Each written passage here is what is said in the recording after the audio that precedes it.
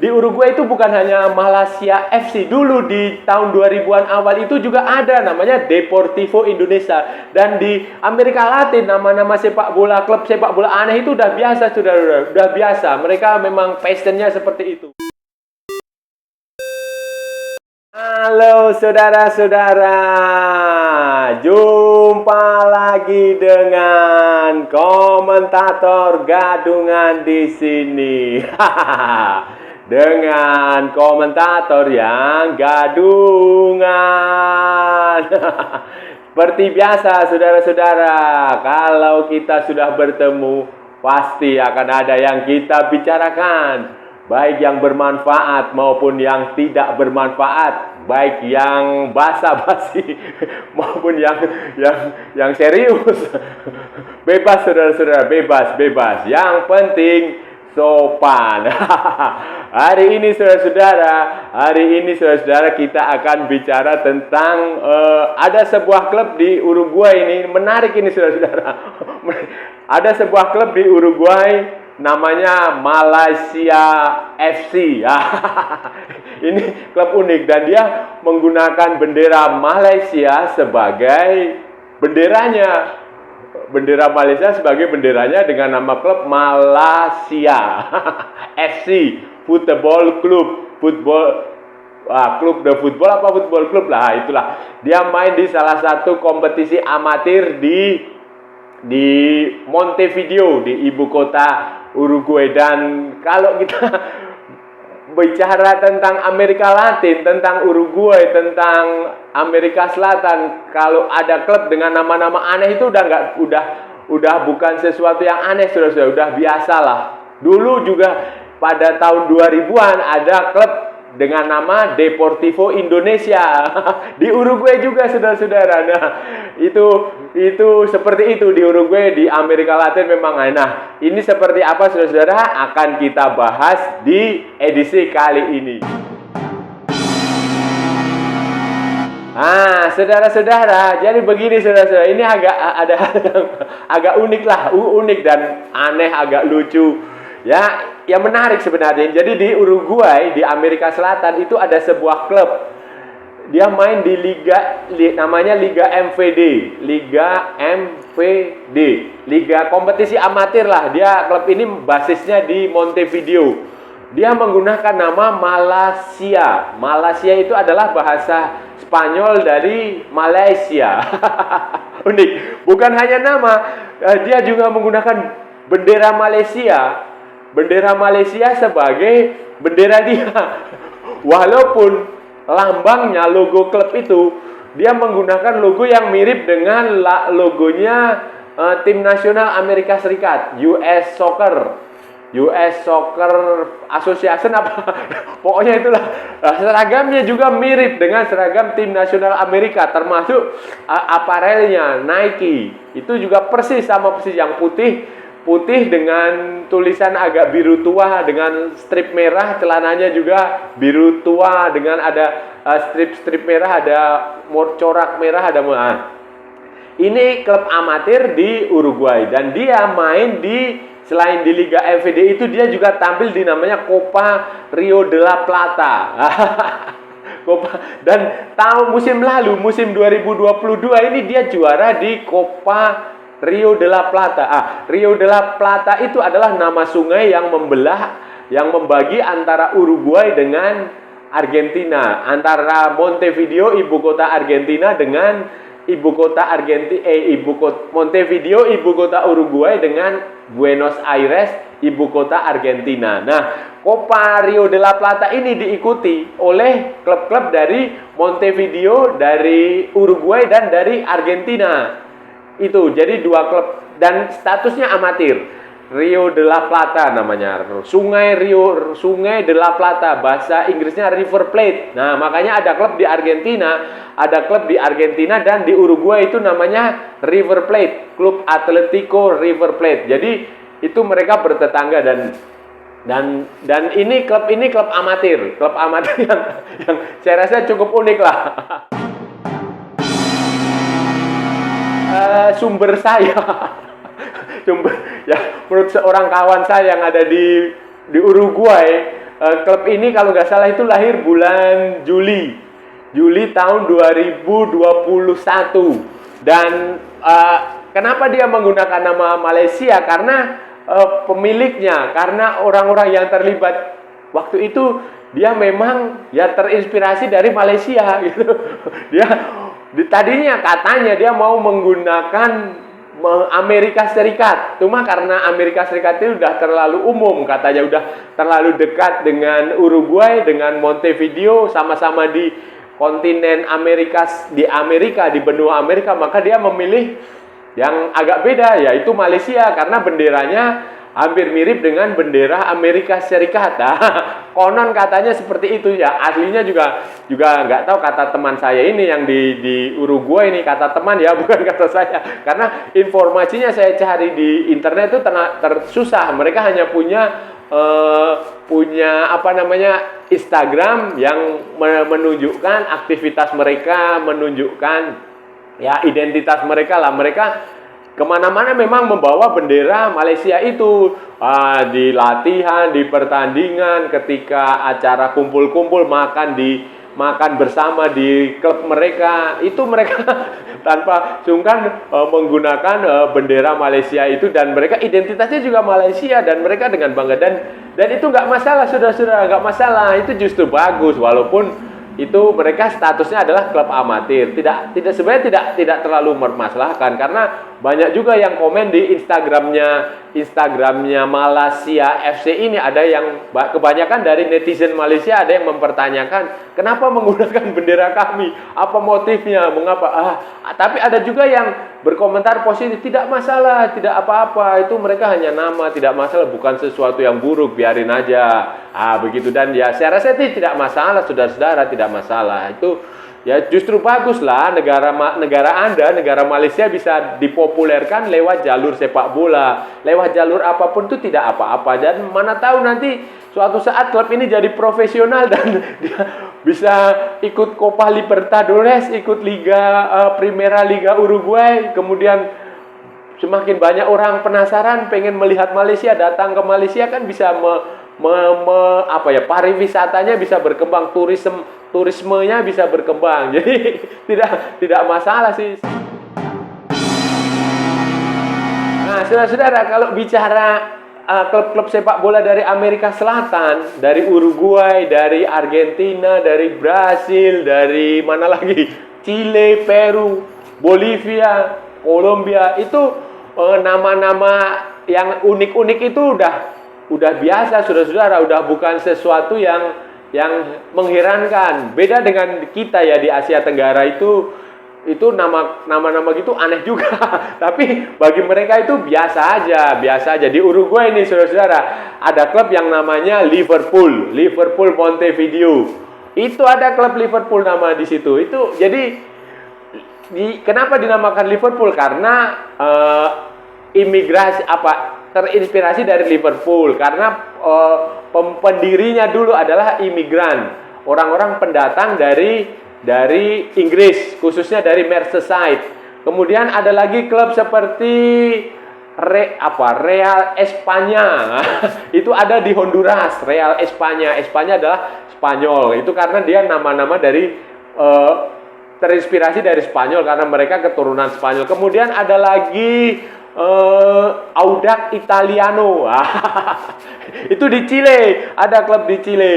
Nah, Audax Italiano karena orang-orang dari imigran dari mana tadi saya bilang, Italia. Kemudian ada lagi klub Deportivo Palestina. Itu ada di Chile, saudara-saudara, di liga profesional. Itu kenapa dinamakan Palestina? Karena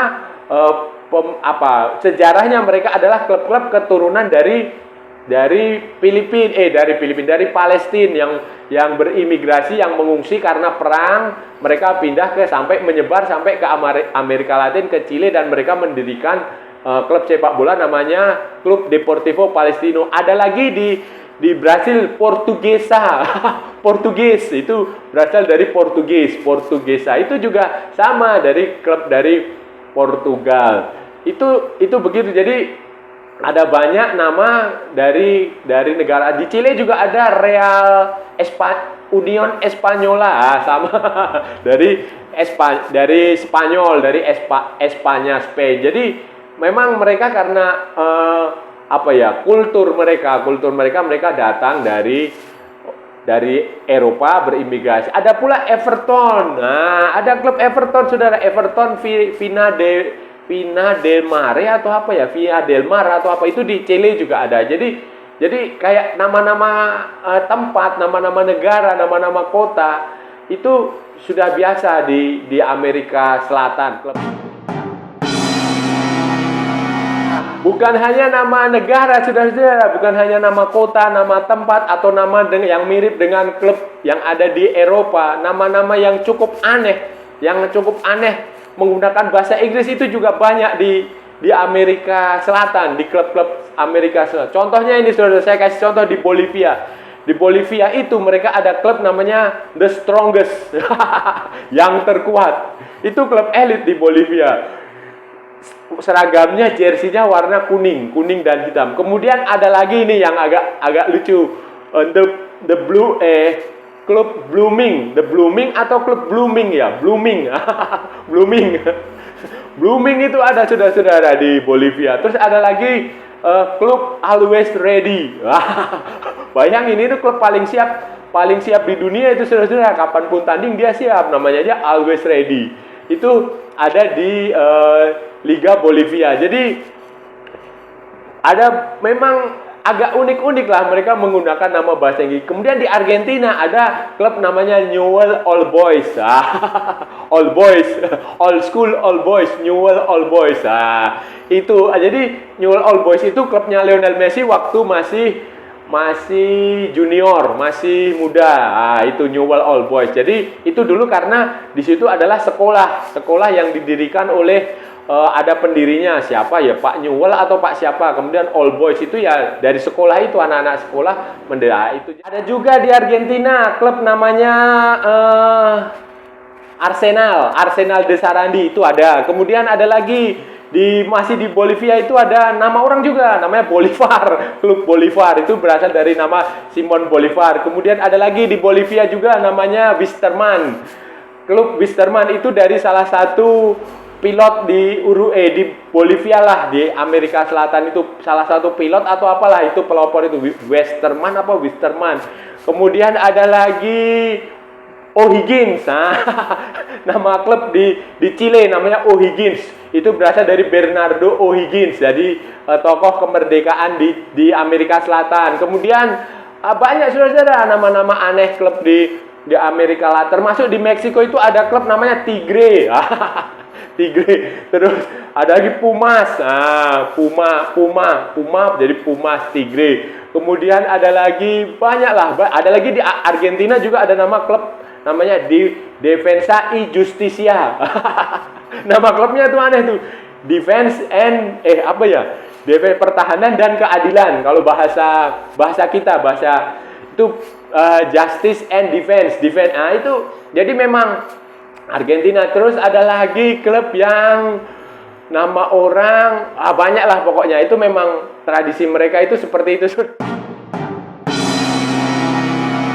Di Uruguay itu dulu, saudara-saudara, juga ada klub menggunakan nama Indonesia. Kan setelah ada Malaysia nih ya, yang berdiri tahun 2021, Malaysia. Malaysia itu pakai bahasa Spanyol dari Malaysia.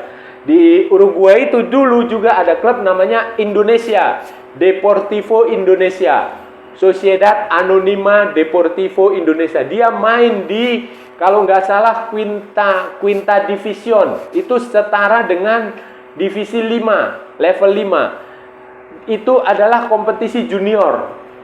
Nah, kenapa itu dia dinamakan Deportivo Indonesia? Nah, ini yang membedakan dengan Malaysia FC. Kalau Malaysia FC ini orang-orang asli Uruguay yang terinspirasi oleh Malaysia. Mungkin saja pemiliknya atau orangnya pernah berkunjung ke Malaysia terus terinspirasi. Tetapi kalau Deportivo Indonesia ini memang didirikan oleh orang Indonesia. Jadi waktu tahun 2000-an, 2000 awal sampai 2000 pertengahan itu, jadi Asosiasi Sepak Bola Indonesia, PSSI ini punya program pengiriman pemain ke luar negeri. Jadi kalau tahun 90-an itu Indonesia ini mengirim pemain ke Italia, ke namanya PSSI Primavera. Mereka berkompetisi di kompetisi Primavera di Italia, kompetisi U19, sama kompetisi Baretti juga ada. Setelah Primavera muncul Baretti Kemua. Yang tahun 2000-an itu PSSI memberangkatkan tim ke Uruguay. Sama juga, mereka umur 17, umur 16 itu dididik di Uruguay di kompetisi di Quinta Division kalau nggak salah itu. Pokoknya divisi 5 atau divisi berapa lah. Pokoknya di bawah-bawah itu tim junior, dan mereka bermarkas di Montevideo.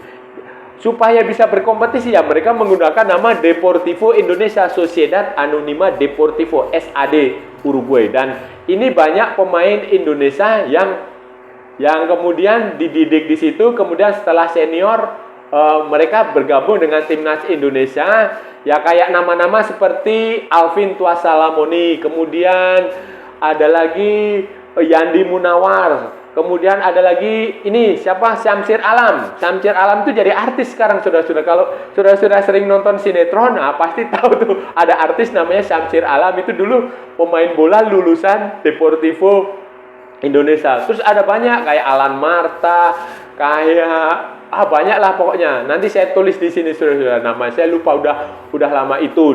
Tetapi masalahnya Deportivo itu semacam proyek. Jadi semacam proyek, PSSI bukan ngirim pemain itu tulus untuk memajukan sepak bola Indonesia, tidak, tapi itu ada proyek. Proyeknya kalau nggak salah itu dulu ada satu pengurus PSSI yang main proyek di situ. Jadi ketika selesai dari Uruguay itu pemainnya tidak dikembalikan ke klub masing-masing, tetapi ditaruh di klubnya si bapak ini yang dulu bapak ini dia punya klub di Belgia, nama Belgia, kemudian punya klub di Australia, dia juga punya klub di Indonesia. Nah, sayangnya ini pemain-pemain jebolan ini dimainkan di klubnya bapak. Jadi itu penuh kontroversial begitu. Jadi pada akhirnya program Deportivo Indonesia ini bubar tanpa pernah menghasilkan piala untuk tim nasional di level senior, kecuali ada beberapa pemainnya yang masih bermain di Liga Indonesia sampai sekarang dengan mungkin pokoknya tidak pernah mencapai level atas lah pemain-pemainnya ini, karena program-program seperti itu tidak selalu instan, tidak menjawab akar permasalahan. Dan kemudian Deportivo Uruguay ini dibubarkan. Dulu pelatihnya namanya Cesar Pajovic, orang Uruguay pelatih, dan asisten-asistennya juga dari Uruguay. Mereka berkompetisi di situ selama lama itu, bertahun-tahun main di situ. Tapi generasinya berganti-ganti. Setelah umurnya udah 19, dia akan kembali ke Indonesia, terus nanti digantikan oleh adik-adiknya. Nah, yang program sekarang diganti oleh Garuda Select, ada di Inggris dan di Italia. Tetapi Garuda Select tidak menggunakan nama PSSI. Bukan program PSSI, itu adalah program swasta dari sebuah perusahaan di Indonesia. Dan itu masih ada sampai sekarang, yang pelatihnya Dennis Wise sama Des Walker. Nah, saudara-saudara, itu tadi pembahasan kita hari ini. Kita sudah bicara panjang lebar tentang sebuah klub di di Uruguay yang menggunakan nama Malaysia. Kita juga sudah bicara klub-klub lainnya yang menggunakan nama negara. Kita juga sudah bicara beberapa klub yang juga punya nama yang aneh. Bahkan ada yang mirip dengan nama klub yang ada di Eropa. Dan ya Amerika Selatan itu memang seperti itu, saudara-saudara. Passionnya terhadap sepak bola itu luar biasa. Jadi mereka menggunakan nama, menggunakan logo yang aneh-aneh lah, pokoknya yang unik, yang tidak biasa. Dan tidak hanya Amerika Selatan, sebenarnya di Afrika juga ada banyak tuh saudara-saudara klub dengan nama-nama aneh. Tapi itu nanti akan kita bahas di edisi-edisi yang selanjutnya, saudara-saudara. Dan saya rasa udah cukup ya, saudara-saudara ya. Kita udah bicara panjang lebar. Kalau ada salah-salah ya mohon maaf, namanya juga gadungan. Tetapi kalau benar itu sebuah kebenaran. Kalau saudara-saudara merasa channel ini bermanfaat, silahkan like, share, and subscribe. Tapi kalau tidak, abaikan saja, skip. Jangan di-report, kasihan saya. Ikuti pula akun media sosial Komentator Gadungan, ada di Instagram, ada di Facebook, dan ada di TikTok. Oke saudara-saudara, sampai bertemu lagi di edisi berikutnya. Salam olahraga dan merdeka!